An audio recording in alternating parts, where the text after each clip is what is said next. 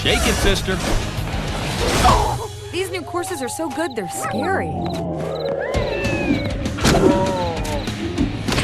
So he's the one going bump in the night. Looks like this granny's got game. Hold the phone, what is going on? Pretty sure I've talked about this before, but as some of you may know, I got a job working in the electronics department at my local Walmart in 2013, right before the launch of the PlayStation 4 and Xbox One. I saw this game for sale behind the glass, but I never sold any.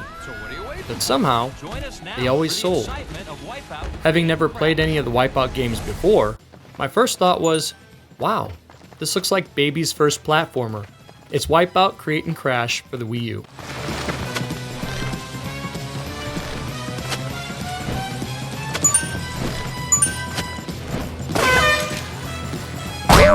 There's a shot.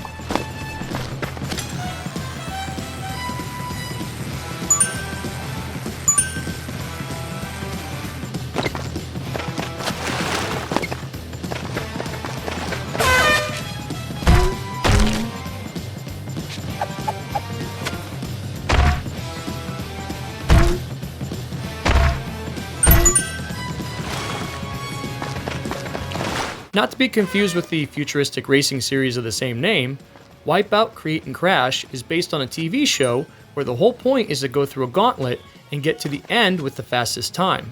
It makes for fun television programming, but not the most entertaining game. I can't speak for the other Wipeout games, but this one is a little too simple for me.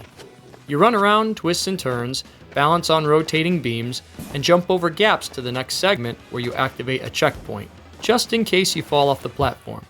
If you fall off the platform or an obstacle, you go to the last checkpoint. Each time you fall, you get a strike. 3 strikes, and you skip to the next checkpoint.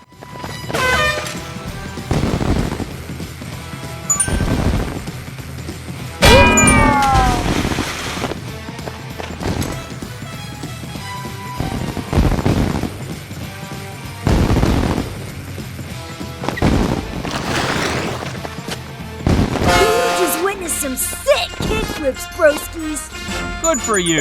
You finished the course and found yourself a spot in the top 3. Nice job, contestant. The reason why the show was great, due in no small part to the multitude of ways contestants would slip, fall, get hit, and ultimately get eliminated, was no matter who you are, you likely found it funny every time someone got bounced from the big balls.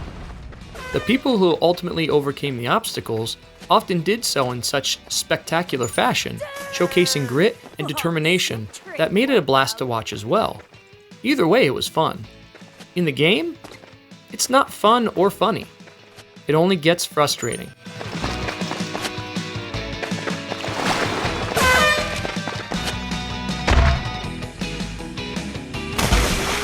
Oh, right in the axle. Right in the axle. Right in the axle. The game is on rails, so you cannot fall off the side when you're walking forward, which I think would have made the game a little more funny to watch. Like, haha, Jonathan, you fell off the side, what a dweeb! It's also clunky to the point of annoyance. There's bad physics that sometimes seem amusing, but more often than not, just bog down the overall experience. Sometimes my character will flop around waiting to be knocked out, which eats up more time on the clock, while other times, I'll get lucky and be unaffected by a rotating propeller and keep going. Nice. There were other times I got launched high up in the air, landing a fair distance away from where I was. The more time you have to retry a section, the less likely you are to place in the top 3. Take your time within reason to rank as high as you can and win it all by the end of the match. Oh, that's gonna leave a mark. Gonna feel that in the morning. Oh, I got kickflipped. Ooh. Knocked back into Wipeout 3. That was sketchy. Ooh, your ancestors felt that one.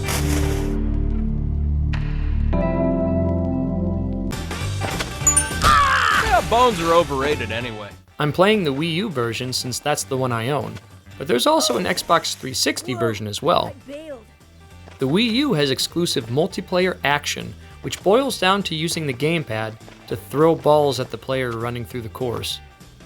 That doesn't sound like much fun if I'm being completely honest, but I'll take that any day over the 360's Kinect integrations. No thanks. I think I'd rather pour salt on an open wound, which I've done. I almost severed my pointer finger on my left hand when an old window came down on it like a guillotine. One of the most painful moments of my life. The finger, not the game. Though the Kinect is in the running for the most traumatic experiences of my life, after playing the Dancing Han Solo minigame on the Star Wars Kinect collection, I can wholeheartedly say I wish Greedo didn't miss.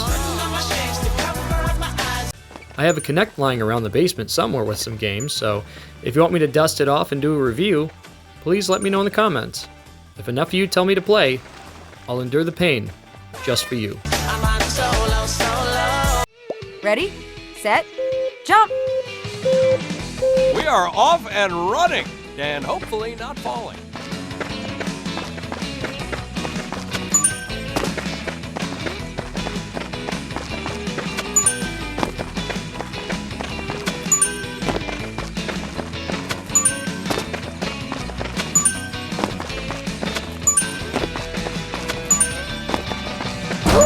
Nothing funny there. Well, maybe. The coolest thing the game offers, in theory, is the creator level. However, it's incredibly limited. You use the money you've earned from playing the basic modes to unlock new segments to flip through and select for your level. But that's just about it. You don't actually build anything. You simply scroll through the different segments you've unlocked, separated by difficulty. It's better to have something rather than nothing in this regard, I guess. But they could have taken this even farther and let people's imaginations run wild. That's genuinely too bad.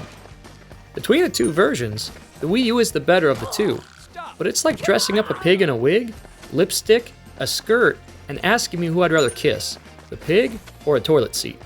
They're both really close, but I can't cook the toilet seat and have it for dinner. Wipeout Create and Crash is not a very fun game unless your options are limited to it and nothing else. I think the only people who would find it fun are kids, clearly. They're not trying to win, they just want to see their characters get knocked around. If that's what your kid wants, then this is an adequate enough game for them.